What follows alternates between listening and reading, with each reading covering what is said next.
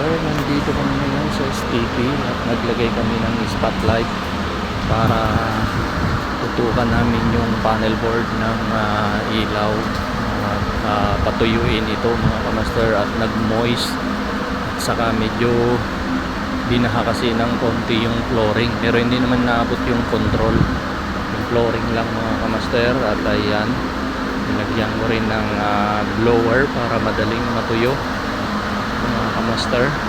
Ayan, yes, so, floodlight na ilaw para mainit at matuyo, para mapagana na natin yung STP mga kamaster. So, sa ngayon ay pinapatuyo muna natin at isunod niyan ay check nila yung control, contactor, Sasaksak lang yan.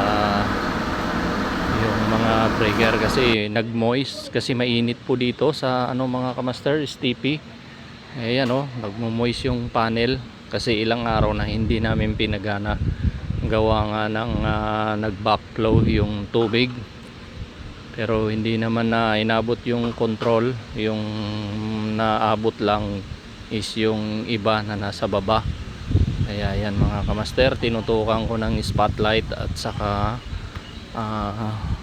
blower para mabilis matuyo mga kamaster.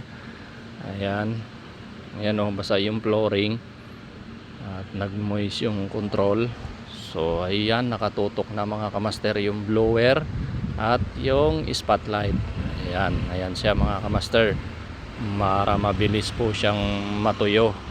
Ayan, sa ngayon mga kamaster, wala munang power dito sa STP at puro blower at saka spotlight lang yung ating inilagay dyan mga kamaster. Pag natuyo na, ayun, saka natin lagyan ng power supply mga kamaster.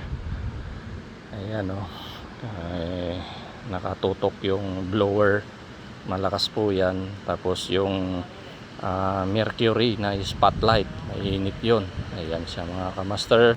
Have a good day mga kamaster. God bless po sa ating lahat. Bye bye.